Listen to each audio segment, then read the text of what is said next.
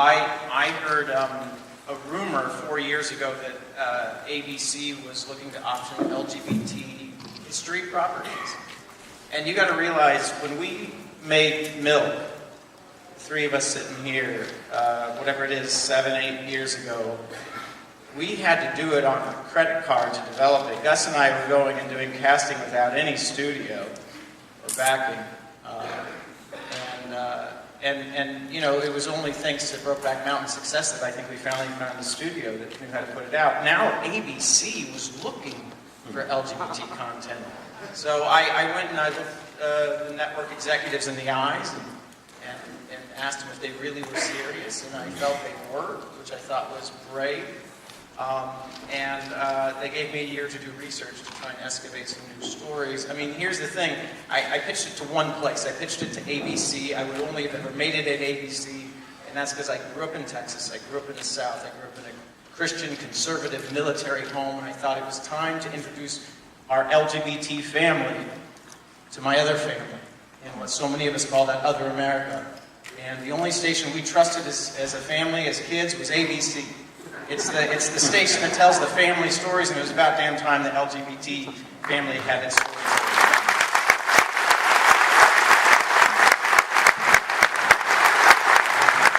Out of all the stories you could have, how did you decide on these three characters to focus on? I mean, Cleve has been my tour guide to the gay movement now for a decade, and I went to Cleve and I shared with him every step of the way, like what it was I was trying to do. He was starting to write his book, and I asked him to start introducing me to people. I went and met some other folks on my own in other cities in New York. I had a few requirements. I wanted it to be people who had been involved in the movement for a long time, meaning from their childhood, so we could do something that felt epic in this way. And I quickly realized how rare that is, that someone can remain an activist for more than 3 years, more than 5 years. You know, so many, it's exhausting work, it's unrewarding work. And I grew over this research to respect Cleve even more, which is that you've been able to survive in this movement for so long, and to continue to fight when I know people have been hard on you. And I also found Roma Guy and Ken Jones, who also worked in the movement. I also wanted them all to come from different movements, because I'm sick of gay and lesbian people just being myopic about our own cause. And so I thought it was really... You know, again, what I've always loved about Cleve is he works as hard, if not harder, for the workers that he came from the peace movement.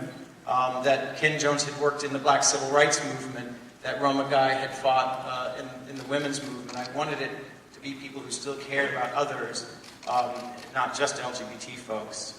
And last but not least, I wanted at least most of them to still be alive. You know, in film and TV, as a minority, at first you get to be funny, a supporting character, then you get to be, as time goes on, you're allowed in film and TV to be dramatic as long as you die. Right? We made that movie. And I thought it was finally time to do a story where an LGBT person can live a full life, be funny and dramatic, and be political when necessary, and survive and thrive.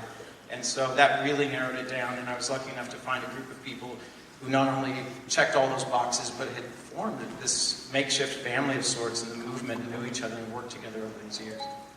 Gus, at what point did you get involved? Did you need much persuading? It was quite late in the process. It was just a year ago before the shoot, and I joined on. And it was a great screenplay, a great concept, and Lance had worked on it forever, so I was quite late.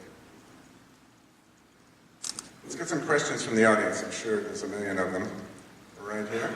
My name's Kathleen Taggart, and I lived in San Francisco from 1971 until I moved here 3 years ago. So thank you so much. I cried so much with your previews because I lived it, and I was very, very politically active at the time. And I really appreciated you bringing together both the women and the men's stories, and also the whole idea about what it was like to be a person of color. You couldn't get into the gay bars, so thank you so much for that. And I'm hoping you're going to dive into that more in this series. Am I going to see more of that? You're going to see more of the diversity.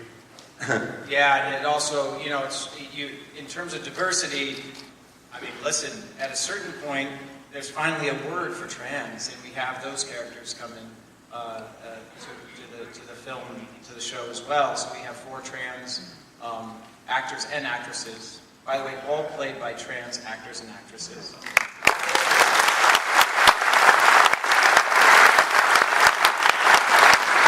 And it's called When We Rise for a reason. It's about folks who came from other social justice movements, found themselves in a place to help add energy to and push the LGBT movement forward, but none of them lost sight of the movements they came from and understood there was a responsibility to take the lessons we learned, especially in this past decade of progress, and to reach out and help others. So this show also starts to address issues of immigration and healthcare reform. As we see some of Roma Guy in particular starting to fight for healthcare reform, using the lessons we've learned from this fast-growing movement to help others. I mean, listen, we got to understand, I said from the beginning, in that title, you got to make the "we" the biggest word in that title, because it's the most important word in this series, because it's the only way we can beat a backlash, is if we start to work together across social justice movements, hand in hand. So, yes, absolutely. Yes.